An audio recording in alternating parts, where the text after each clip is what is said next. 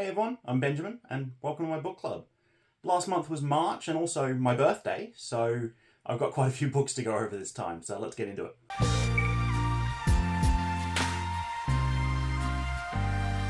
So as I said, it was my birthday last month, and between treating myself and a gift from my lovely wife, I might have gone a little bit overboard with the books this month.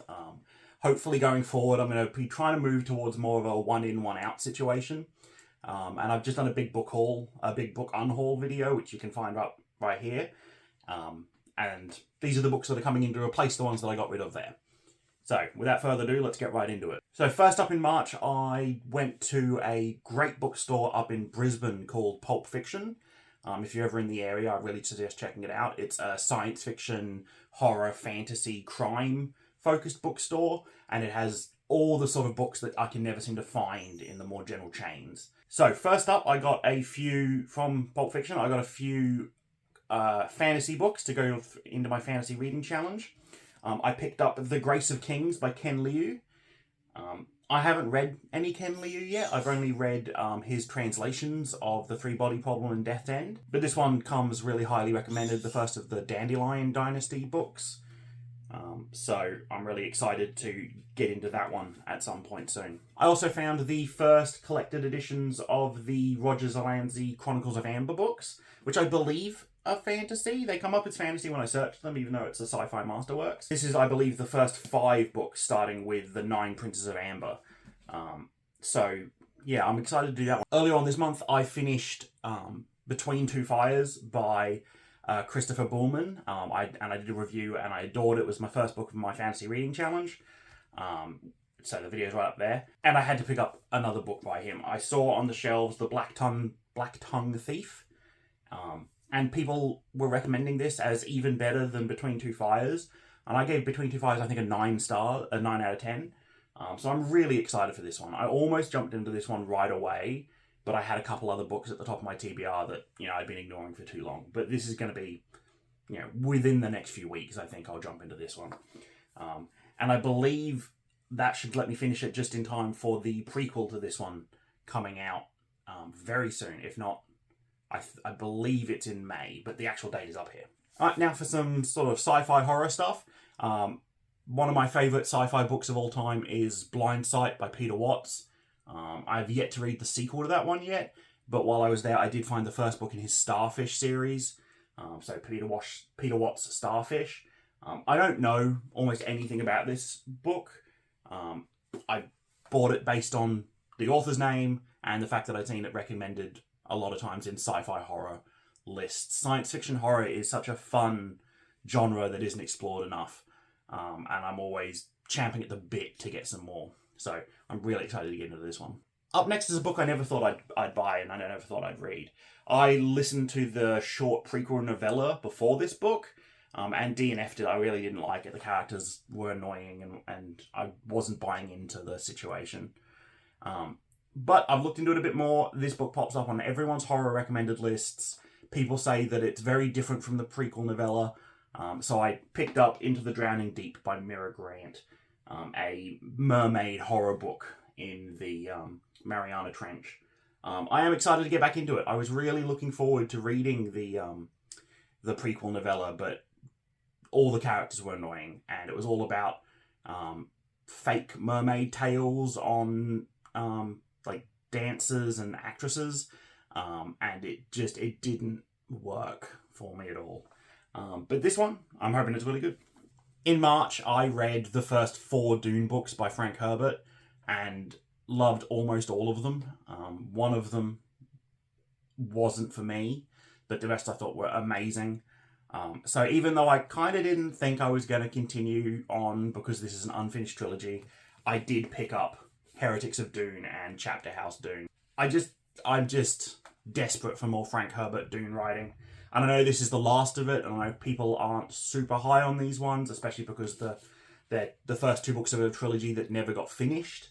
But I'm excited to read them anyway. I'm taking a break from Dune after God Emperor of Dune, reading some other stuff, but I think I'll definitely be reading these this year.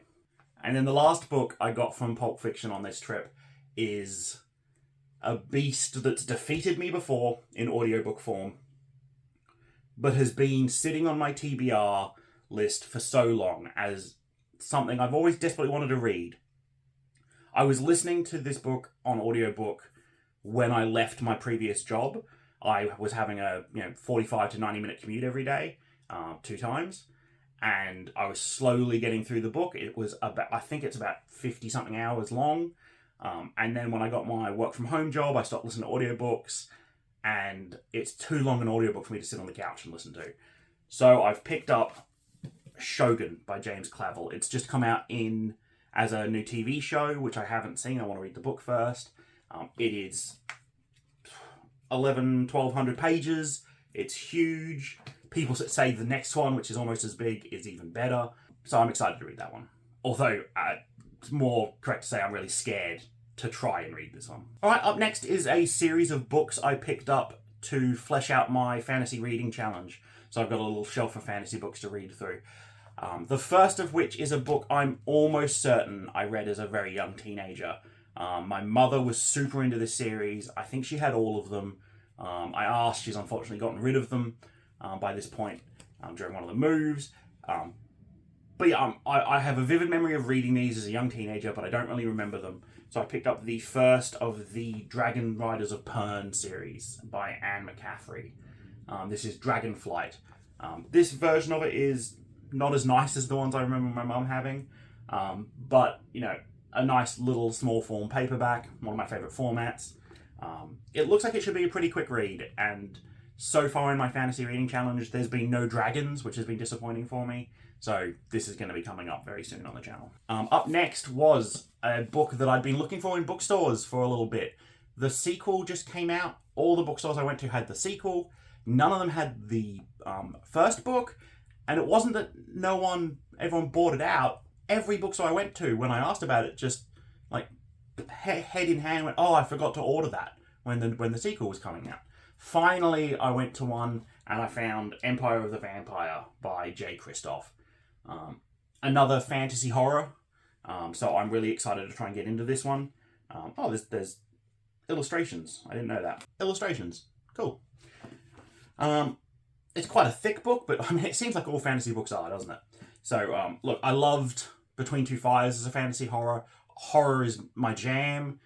So fantasy horror and scary vampires, I'm really excited for. Up next is a book I don't really know much about, but it is on a lot of darker fantasy reading lists, and that's The Lies of Loch Lamora by Scott Lynch.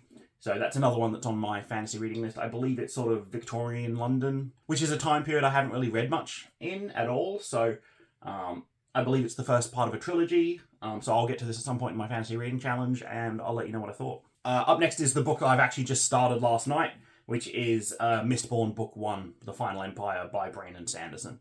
I probably don't need to talk too much about this book. Brandon Sanderson is everywhere on YouTube and on BookTube.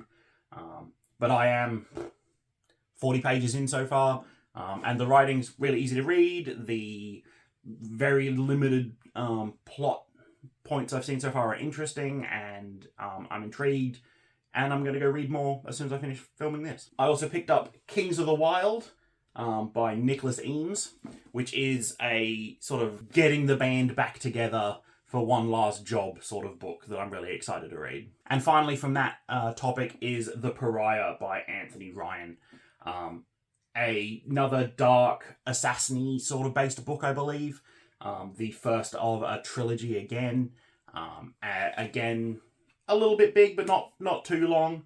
I'm really enjoying the idea of dark, gritty, grimdark fantasy. So that's why I've been picking up books like this. Hoping to just find one that really grips me and makes me finish a series. Up next is a trilogy which I bought and read the entirety of this month. I used them as kind of palate cleansers between the Dune books, which were quite heavy. These books I think are very light. In fact, I think they're too light. I'm going to have a whole video on this series coming up soon, talking about what I think about them. They are almost the perfect sci-fi book for me if they were written for serious hard sci-fi and not for comedy. But that is the Bobbyverse books by Dennis E. Taylor. We Are Legion, We Are Bob For We Are Many, and the final book, All These Worlds. Well, I should say the third book. I believe there is a fourth book now. But I'm not going to be continuing on to that. I think of these 3 books as one book. The first book doesn't have an ending. The second book doesn't have a start or an ending. And the third book doesn't have a start. They just move chapter to chapter right into each other, basically. I'm going to have a whole video series talking about these. They were so close to being exactly what I want. The ideas are fantastic. The execution is not for me. And then the final new book I bought this month was This Is How You Lose the Time War by Amala E. Mothar and Max Gladstone. Came highly recommended from a few different BookTube channels that I've really enjoyed. I find the short form of a novella can often be the best way to tell a story. You don't have to get too bogged down in world building or too, dragging things out for descriptions. You just get to hit the major plot points and move on. So I'm really excited for this one, and it's a lovely cover. Finally, I found a lovely eBay seller that was selling on a sci-fi fantasy vintage collection that they had inherited, and I picked up 10 books off of that. So first up, I picked up this copy of Creatures of Light and Darkness by Roger Zelazny. And this comes highly recommended as one of Zelazny's best. And I love these old, coloured, edging sci-fi and horror sort of books that they do. I think I want to get into collecting more vintage sci-fi books. Bookclub is one of my favourite BookTube channels, and he always showing off his lovely sci-fi books and vintage books. So I'd love to have a collection like that one day. The thrift stores around here don't seem to have as quite a range as the ones in America, but I'm going to keep my eye out. Next up is a book that I didn't think I was going to read because I saw the movie and hated it. I thought it was really boring. But it is on everyone's sci-fi lists. Almost every top 10 sci-fi list has this book somewhere in it. So it's a nice used copy. It was cheap. It looks pretty cool. I did finally pick up Ender's Game by Orson Scott Card. And everyone says that the best book in the series is the next one, so I also picked up Speaker for the Dead. So while I'm not super excited to get into these, just because I didn't like the movie, and I know the book's going to be different enough anyway, I will read them this year, I think, and I'll probably do a video on at least these 2. Next up is a fantasy classic that was recommended on Goodreads, and that's Robert Silverberg's Lord Valentine's Castle. The front cover that says The Times compares it to Frank Herbert's Dune, so we'll see about that, because that is one of my favourite books now. But yeah, this is a fairly lengthy fantasy book. I believe it's mostly sort of classic high fantasy. And that's about all I know about it right now, but I'm excited to read it. If you guys have any suggestions for vintage classic fantasy books, I'd love if you could leave it in the comments. I've been looking for suggestions for classic fantasy. There's a good used bookstore near me that has a huge old fantasy section full of vintage fantasy books, but I don't know any of them, and I'm struggling to find good recommendations online. The rest of the used books I picked up were all sci-fi, or maybe sci-fi horror. The first one is I picked up The Trouble with Lichen by John Wyndham. I believe a story about scientists using lichen and moss to try and extend human life, I believe, and the effects when that all goes predictably wrong. I love scientists stepped too far stories, so I'm excited for that one. I also picked up Richard C. Meredith's We All Died at Breakaway Station. Again, a lovely little tiny copy. I love spaceship combat. I love sci-fi military stuff, and this has been on a few of those lists. I believe it's about a crew of people that have died but have had their minds backed up into the computer. They're on their way back to base to get new bodies when they get pulled away to go, I think, defend Breakaway Station as these disembodied ghosts or something in the system. So I'm really excited to give that one a go. Next is a classic. It's Ringworld by Larry Niven. I haven't gotten around to reading Ringworld in all my time of reading. So when I saw, it's a bit beat up, but it was a couple dollars, I think. It's pretty quick. I think I'll get to this year. Next up, I've got 2 of David Weber's Honor Harrington books. That is a name I cannot say. Honor Harrington. I got In Enemy Hands and Honor Among Enemies. They're not ones I'm going to read anytime soon. I am still hunting down At Basilisk Station, the first book. But as soon as I get that, I'll start the series. And finally, another Orson Scott Card book. I picked up The Memory of Earth, the first book in the Homecoming series. This one comes really highly recommended as a sci-fi classic, so I'm really excited to get into that one as well. And I think that's all the books I picked up in March. So yeah, it was a big month for buying books, but it was my birthday, so I let myself go a little bit overboard. From this point on, though, at least until maybe if we move and get a bigger area, things will change. But at least until then, I'm going to try and operate on a one-in, one-out situation. So any future book haul videos are going to be partnered with an unhaul video, trying to get rid of space to bring in these new books so that the shelves aren't double stacked, and, you know, kind of just getting a bit cluttered. Let me know in the comments if you've read any of these, which ones you're most excited about to hear me talk about. If you've got any suggestions, as I said, for classic fantasy, please leave those as well. If you want to see any of my other book unhaul videos or haul videos, the playlist will be right up here. The best thing you can do to help me out is drop a like on the video and give me a subscribe if you want to see content